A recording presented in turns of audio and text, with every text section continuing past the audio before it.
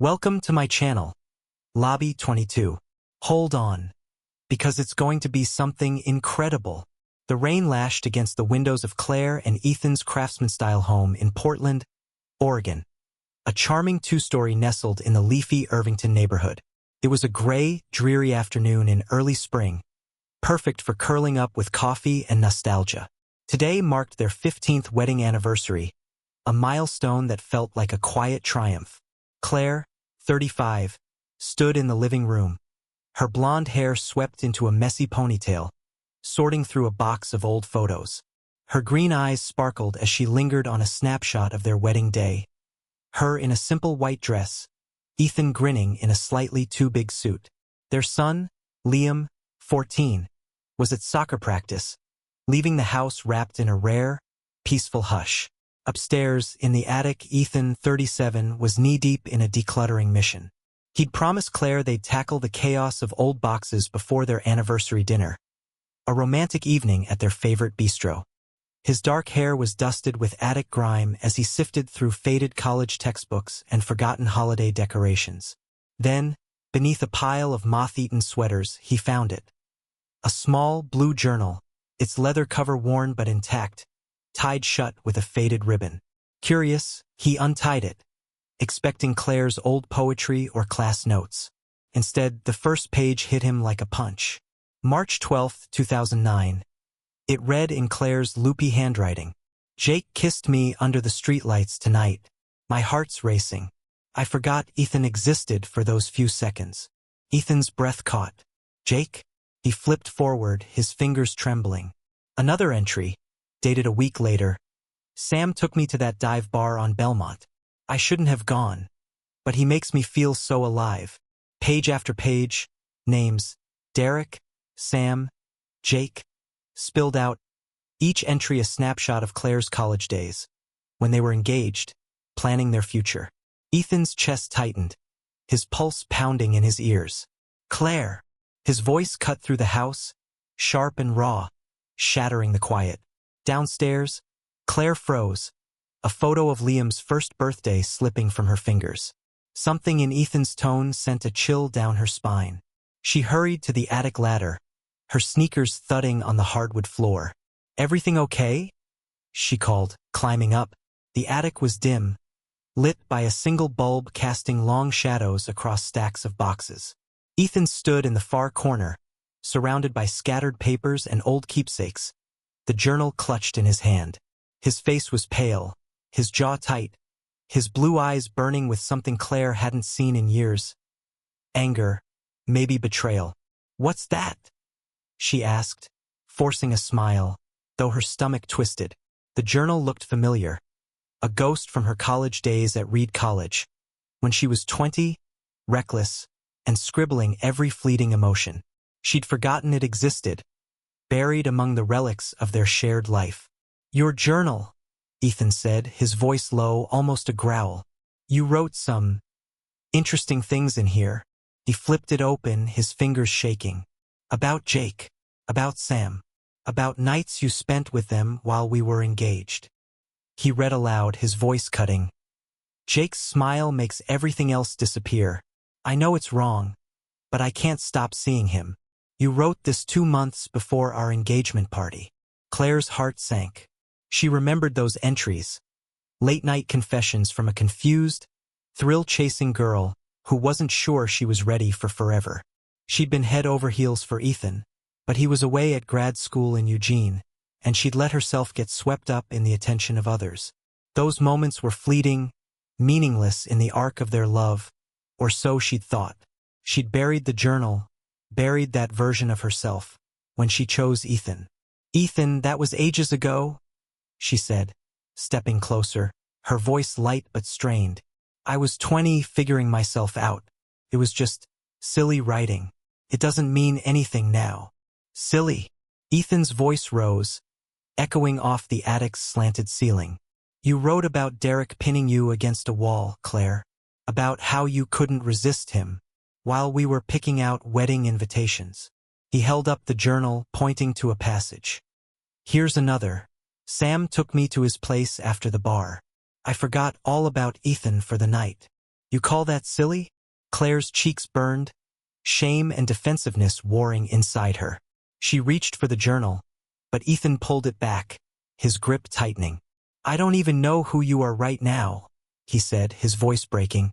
I thought I was marrying someone who loved me, not someone sneaking around with half of Portland. That's not fair. Claire snapped, her own anger flaring. I was young, Ethan. You were gone for months at a time. I was confused. But I chose you. I married you. Doesn't that count for something? Ethan laughed, a bitter, hollow sound that made Claire flinch. Chose me? After what? Sampling everyone else first. He flipped to another page. Here's a good one, Jake called again. I shouldn't meet him, but he makes me feel electric. Jake? Who the hell is Jake? Claire's mouth went dry. Jake, a charming classmate who'd briefly swept her off her feet before she realized Ethan was her future. She'd written about him in a fit of youthful drama, exaggerating her feelings to make sense of them. But to Ethan, standing there with her words in his hands, it wasn't exaggeration. It was betrayal. Ethan, please, she said, her voice softening. That was before we got serious. I didn't. Stop, he interrupted, slamming the journal shut. I can't hear this right now. I need air. He pushed past her, descending the ladder with heavy steps. Claire stood frozen, her eyes locked on the journal, now lying on a box, its blue cover mocking her. She wanted to grab it, rip it apart, but her hands wouldn't move. Her phone buzzed in her pocket, snapping her out of her daze. A text from an unknown number. Ask Claire about Jake. You don't know everything. Her blood ran cold. Who could know about the journal already? Ethan had just found it. Had he texted someone? Shared her secrets? The thought made her stomach churn. Downstairs, the front door slammed. Ethan was gone, probably walking Portland's rainy streets to clear his head. Claire sank onto an old trunk, her mind racing. How could she have been so careless, leaving that journal where he could find it? She'd meant to destroy it years ago, to erase that reckless girl who'd scribbled her secrets without a thought for the future. But life had moved on. Marriage, Liam, a home filled with love. She thought those days were irrelevant. Yet here they were, clawing their way back, threatening everything. Her phone buzzed again. A text from Liam. Mom, practice got canceled. Home soon. The words stung. Liam, their bright, kind-hearted son, had no idea his parents' world was crumbling. Claire typed a quick reply. Can't wait to see you, sweetie. But her fingers shook. She couldn't tell him, not yet. But Ethan wasn't one to stay quiet when hurt. He'd talk. To friends, to neighbors, and Portland's tight-knit community would turn her private shame into public gossip. Claire stood, pacing the attic, her eyes scanning the boxes. There had to be more. Photos, letters, something that could make this worse. She tore open a box labeled college, her hands trembling as she sifted through old notebooks and faded Polaroids. Then she saw it. A photo tucked in a manila envelope. Her breath caught. It was her at 20, laughing at a college party, her arms slung around two guys, her smile wide and carefree. On the back, in her handwriting, best night ever.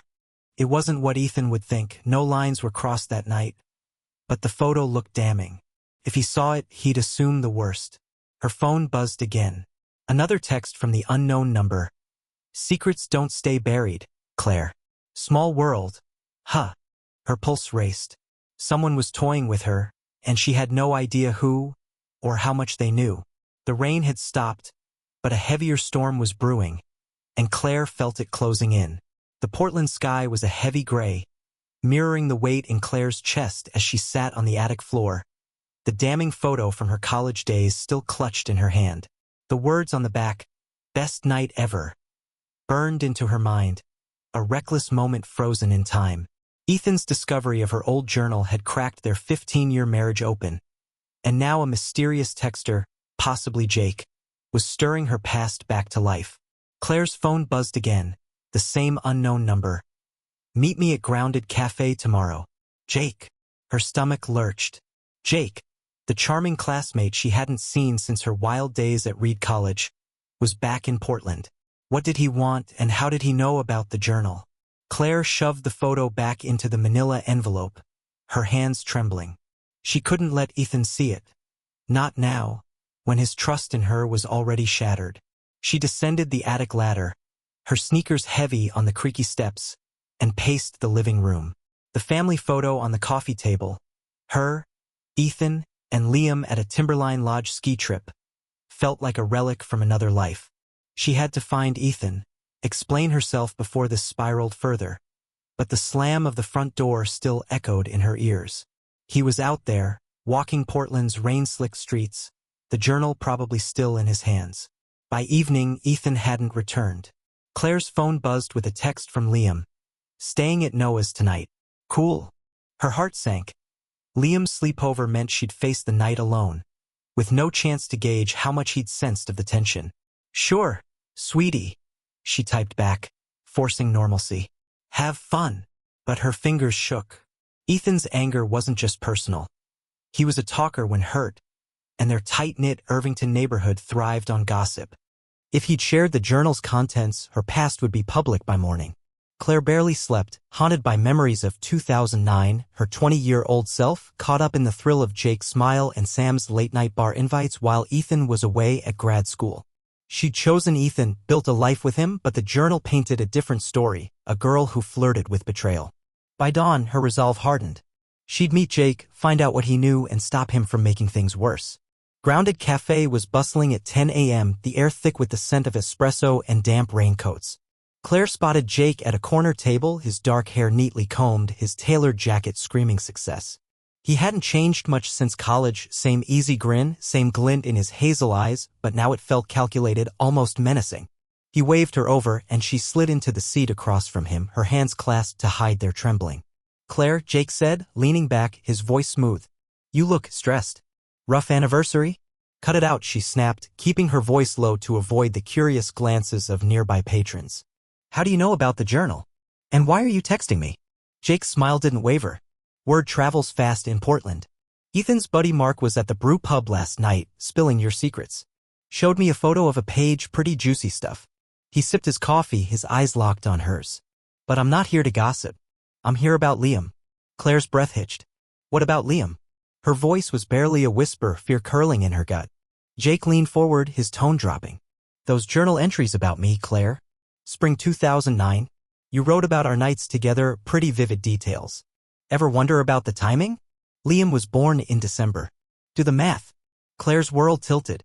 Liam, her bright, stubborn son with Ethan's blue eyes, born 9 months after her last reckless night with Jake. She'd always convinced herself Liam was Ethan's, clinging to his features, his mannerisms as proof. But Jake's words planted a seed of doubt she couldn't shake. You're lying, she said, her voice trembling. You're just trying to mess with me. Am I? Jake raised an eyebrow. I don't want trouble, Claire. Just the truth. Give me the journal and I keep quiet. Otherwise, I might have a chat with Liam myself. Claire's blood ran cold. You wouldn't dare, she hissed, gripping the table. But Jake's steady gaze told her he might. She stood, her chair scraping loudly. Stay away from my son, she said, storming out, her heart pounding. She hadn't brought the journal, she couldn't risk giving Jake that power, but his threat lingered like a storm cloud. Back home, Claire found Ethan in the kitchen, his face haggard, the journal on the counter. He'd returned while she was out and the air between them crackled with tension. Where were you? He asked, his voice flat. Getting coffee, Claire lied, her throat tight. Ethan, we need to talk about this. The journal. I don't want to hear it, he cut her off, his eyes cold. I showed it to Mark last night. Needed someone to tell me I'm not crazy for feeling like my wife's a stranger. He paused, his jaw tightening. He says Jake's back in town. A lawyer now. Did you know? Claire froze. No, she said, her voice barely audible. I didn't. It was half true, she hadn't known until Jake's text. But Ethan's gaze pierced through her. Right, he said, his tone dripping with sarcasm. I ordered a DNA test for Liam. I need to know if he's mine, Claire. After what I read, I can't trust you. Claire's knees buckled. She gripped the counter, tears stinging her eyes. Ethan, don't do this. Liam's your son. You've raised him, loved him. A test will only hurt him.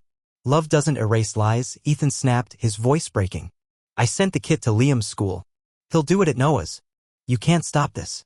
Ethan, please, Claire begged, stepping closer. This will break him. He's already hearing rumors at school, kids talking about the journal. Don't make it worse. Ethan's eyes flashed with pain. You made it worse, Claire. You wrote those things. You hid them. And now I'm wondering if the kid I've raised is even mine. He grabbed his jacket and the journal, heading for the door. I'm staying at Mark's tonight. Don't follow me. The door slammed, leaving Claire alone in the quiet house. Her phone buzzed, a text from Liam. Mom, kids at school are saying you cheated on Dad. What's going on? Her heart shattered. Liam, her sweet boy, was caught in the crossfire of her past. She typed back, her fingers shaking. It's complicated, sweetie. I love you. I'll explain soon. But the words felt hollow. Claire sank onto the couch, her eyes falling on the family photo again. Liam's smile, so like Ethan's, now felt like a cruel reminder of the doubt Jake had planted. She opened her laptop, searching for Jake online. Nicholas Jake Larson, attorney at law, with a glossy website boasting his success in Portland's legal scene. A recent photo caught her eye, Jake at a charity gala standing next to Mark, Ethan's friend. Her stomach dropped. Were they connected? Had Mark shown Jake the journal, or was Jake playing a deeper game? Another text from the unknown number. Jake, she was sure now, last chance, Claire. Bring the journal tomorrow or Liam gets a history lesson. Her pulse raced. Jake wasn't just threatening her marriage, he was threatening her son. Claire's mind spiraled, replaying those 2009 entries. Jake's touch feels like fire. I shouldn't, but I can't stop. The dates were too close to Liam's birth. She'd buried that doubt, convinced herself it was Ethan's love that mattered. But now, with a DNA test looming and Jake's threats, the past was clawing its way out, and Claire feared it would bury her family for good. Claire's heart pounded as she stood outside Grounded Cafe, the Portland drizzle soaking her jacket. Jake's latest text, last chance, Claire. Bring the journal tomorrow or Liam gets a history lesson, had kept her awake all night. His threat to tell Liam about their past, hinting at doubts about his parentage, was a knife to her gut.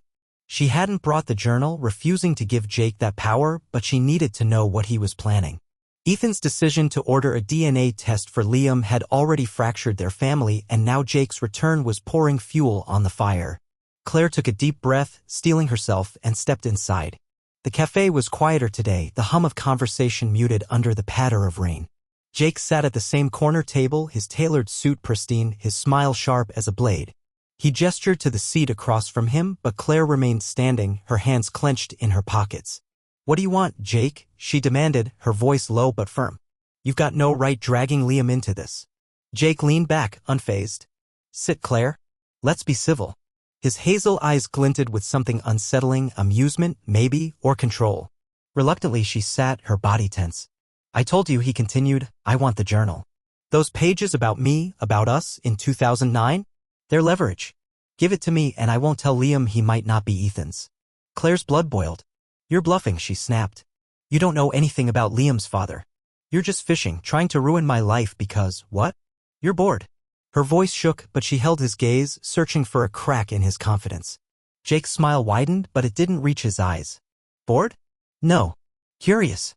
Those entries, March, April 2009, line up perfectly with Liam's birth. You wrote about our nights, Claire? Vivid stuff. Jake's touch feels like fire. Sound familiar? He leaned forward, his voice dropping. I've got a memory like a steel trap. And I've got friends in Portland who'd love to hear about your college days. Claire's stomach churned. The dates were too close, she'd always known that, but she'd buried the doubt, convinced herself Liam was Ethan's. Jake's words were a calculated jab, meant to unravel her. You're a liar, she said, her voice trembling with fury. I'm not giving you anything. Stay away from my son or I'll go to the police. Jake chuckled, sipping his coffee. Police? For what? I'm just an old friend catching up. But if you want to play hardball, I'll send Liam a little gift, say, a copy of those journal pages. Wonder how he'd feel knowing his mom wasn't so sure about his dad. Claire stood, her chair scraping loudly, drawing stares from nearby patrons. You're disgusting, she hissed. This ends now. Don't contact me again. She stormed out, her heart racing, but Jake's laugh followed her into the rain. She knew he wasn't done, his threat felt too real, too precise. She needed to protect Liam, but how? Back at the house, Claire found it empty, the silence deafening. Ethan was still at Mark's and Liam was at school, hopefully unaware of the latest storm brewing. She sank onto the couch, her mind spiraling. Jake's connection to Mark, Ethan's friend, gnawed at her. Had Mark shown him the journal, or was Jake orchestrating this from the start? She opened her laptop, digging deeper into Jake's online presence. His law firm's website was polished, but a social media post caught her eye. Jake at a Portland bar last week, tagged with Mark and another man she didn't recognize. The caption read, "Old friends, new plans." Her pulse quickened. Was this a coincidence or a conspiracy? Meanwhile, Ethan sat in a dimly lit brew pub with Mark, the journal between them. His eyes were bloodshot, his hands clenched around a beer. "I can't believe she hid this," he muttered, flipping to a page. "Sam's laugh makes me forget everything. She was engaged to me, Mark." His voice cracked, raw with betrayal. Mark, a burly guy with a knack for gossip, shook his head. "Man, that's rough. You deserve the truth. You think Liam's, you know yours?" He hesitated, then added, "I ran into Jake Larson at a gala. He mentioned Claire, said they had history. Sounded like he knew something." Ethan's jaw tightened. "Jake's the one from her journal. If he's back, I'm not letting this go." He pulled out his phone, dialing a number he'd found online, a private investigator named Carla Reyes. "I need you to dig into my wife's past," he told her, his voice low. "Start with a guy named Jake Larson. I want everything, where he was in 2009, what he's doing now, and if he's connected to my son." Carla, a sharp-eyed woman with a no-nonsense tone, agreed to take the case. "Give me a week," she said. "If there's dirt, I'll find it." Ethan hung up, his resolve hardening. He wasn't just seeking answers, he was building a case, a way to confront Claire's lies head-on. The DNA test was already in motion, sent to Liam at his friend Noah's house, but Ethan needed more. If Claire had betrayed him, he'd expose every secret. By evening, Claire's phone buzzed with a call from Liam. Her heart leapt, hoping for a chance to explain, but his voice was cold. "Mom, kids at school won't shut up about you and Dad. They're saying you cheated. Is it true?" The hurt in his tone cut deeper than any of Ethan's words. "Sweetie, it's not like that," Claire said, her voice breaking. "I made mistakes before I married Dad, but I love you both. I'll explain everything, I promise." Liam's silence was heavy. Noah's mom heard it from someone at the brewpub. "Everyone knows, Mom. I don't even want to go to school tomorrow." He hung up, leaving Claire clutching the phone, tears streaming down her face. The gossip was spreading faster than she'd feared, and Liam was caught in the crossfire. Desperate, Claire drove to Mark's apartment, hoping to catch Ethan. The rain had stopped, but the streets glistened under streetlights. Mark answered the door, his expression guarded. "He's not here," he said gruffly. "Went to clear his head." "Mark, please," Claire pleaded. "You showed Jake the journal, didn't you? Why? What's he planning?" Mark shifted, avoiding her eyes. "I didn't show him anything. We just talked at a bar. He brought you up, said you two had a wild past. Figured Ethan should know."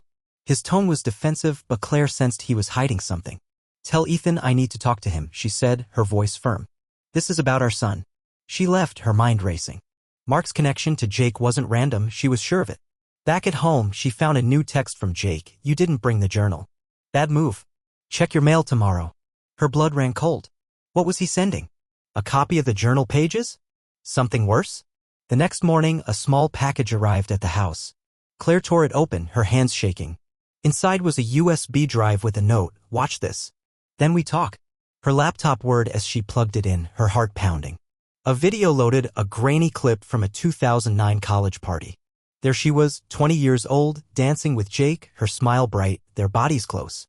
The video cut off abruptly, but the implication was clear. If Liam saw this, or Ethan, it would look like proof of her betrayal, even if it wasn't the whole story. Claire's phone buzzed again. "Jake, $10,000, or this goes to Liam." She stared at the screen, rage and fear colliding. Jake wasn't just threatening her, he was trying to extort her, using her past to destroy her family. She had to act, but how? Ethan's PI was digging, the DNA test was pending, and Liam was pulling away. Claire felt the walls closing in, her past tightening like a noose around her future. Claire's hands trembled as she stared at the USB drive Jake had sent, its grainy video of their 2009 college party still frozen on her laptop screen. The image of her younger self, dancing too close to Jake, felt like a betrayal captured in time, even if it wasn't the full story. His note, $10,000, or this goes to Liam, was a clear threat, a blackmail attempt that turned her fear into fury. Ethan's private investigator was digging into her past, the DNA test for Liam was pending, and Portland's gossip mill was churning. Claire's world was unraveling, and she had to act before Jake's scheme destroyed what was left of her family. The Portland morning was damp and gray, the air heavy with the threat of more rain. Claire sat in her car outside the Irvington Neighborhood Police Station, the USB drive and Jake's note in a Ziploc bag on the passenger seat. She'd spent the night weighing her options, pay Jake and hope he'd stay quiet or fight back. Paying felt like surrender, a guarantee he'd come back for more. Reporting him was risky. The video, though innocent in context, would fuel Ethan's distrust if it surfaced. But Claire was done being a victim of her past. She grabbed the bag and marched into the station. Inside, she met Officer Dana Torres, a no-nonsense woman with sharp eyes. Claire explained everything: Jake's texts, his threats, the USB drive, and the journal that had sparked this nightmare. "He's trying to extort me," she said, her voice steady despite her racing heart. "He's threatening to send this video to my son to ruin my family." Torres took the evidence, promising to investigate. "Blackmail's serious," she said. "If this checks out, we'll bring him in." Claire left, a flicker of hope battling her dread. Jake might face consequences, but the damage to her family was already done. Back home, Claire found a text from Liam. "Mom, I did the DNA test." "Why's Dad doing this? What aren't you telling me?" Her heart sank. Liam, only 14, was caught in a storm he didn't deserve. She typed back, her fingers shaking, "Sweetie, I made mistakes before I married Dad. He's hurt, but you're his son. I love you. Can we talk?" No reply came. Liam's silence was a knife, sharper than Ethan's anger. Meanwhile, Ethan sat in a cramped coffee shop with Carla Reyes, the private investigator. She slid a manila envelope across the table. "Got something," she said, her voice low.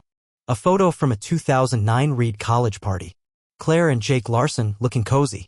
Dated April 15th, 9 months before your son's birth." Ethan's jaw clenched as he opened the envelope. The photo showed Claire, 20, laughing with Jake, her arm around his waist. On the back, in her handwriting, "Best night ever." It matched the one Claire had found in the attic, but to Ethan it was proof of her betrayal. "There's more," Carla said. "Jake's been asking around about Claire, digging into her past. He's got a reputation, smooth talker, likes to push buttons.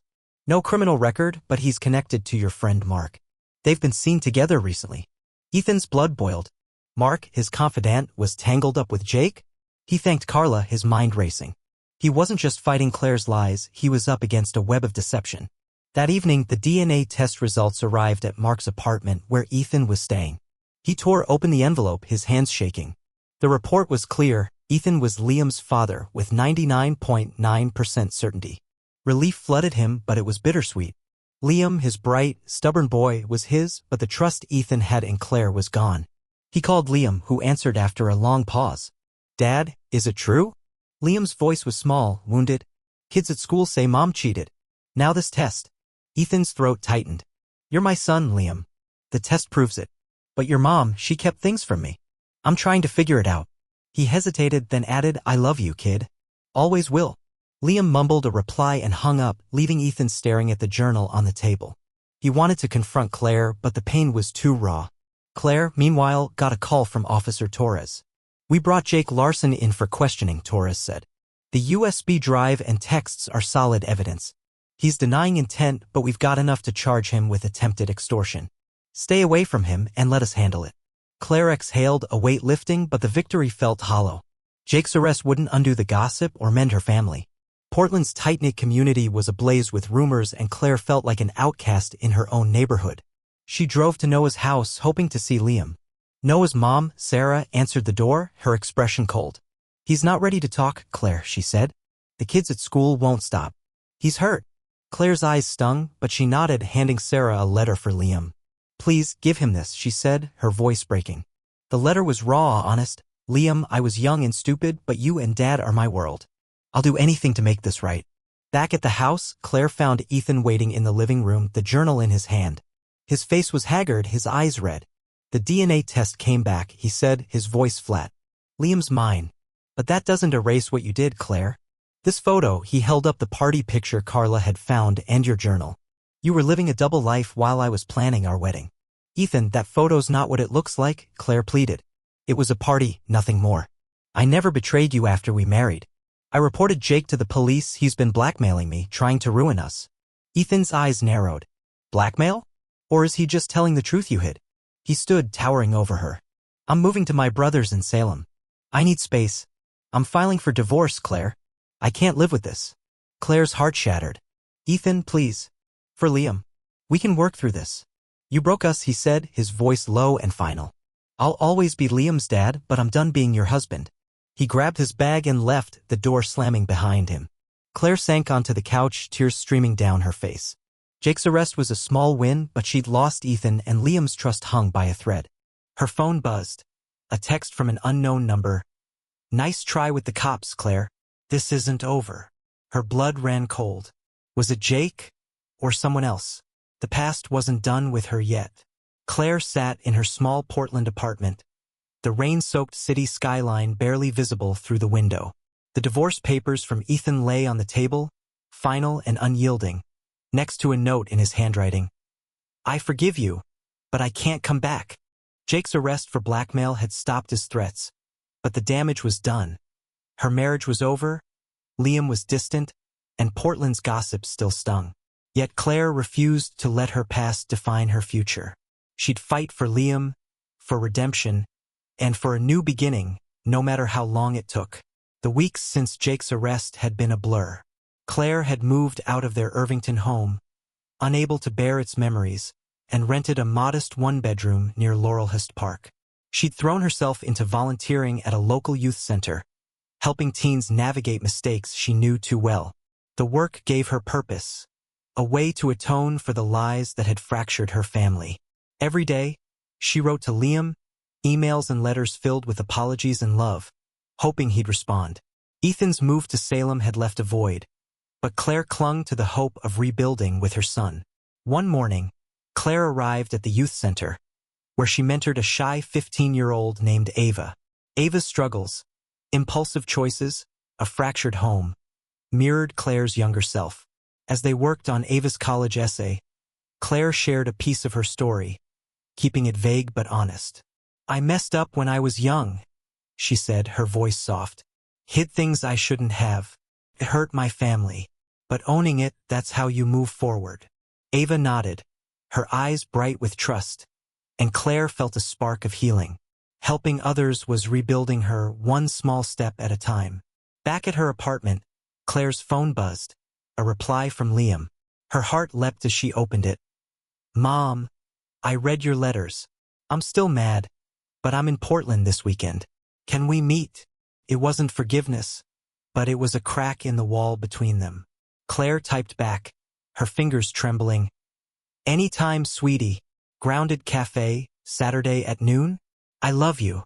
Liam's response was a simple okay, but it was enough to make her cry with relief. That Saturday, Claire arrived at Grounded Cafe early. Her stomach knotted with nerves. The same place where she'd faced Jake now felt like a chance for redemption. Liam walked in, his blue eyes, so like Ethan's, guarded but softer than she'd expected. He slid into the booth, his soccer bag slung over his shoulder. Hey, Mom, he said, his voice low, almost shy. Claire's heart ached at the sight of him, her boy caught in her mistakes. Liam, I'm so sorry, she began, her voice trembling. I was 20, confused, and I wrote things in that journal I never meant to hurt you or Dad. I should have been honest from the start. You're my world, and I'll do anything to make this right. Liam fidgeted with his coffee cup, his jaw tight. Kids at school still talk, he said. They say you cheated on Dad. The DNA test proved he's my dad. But why'd you lie?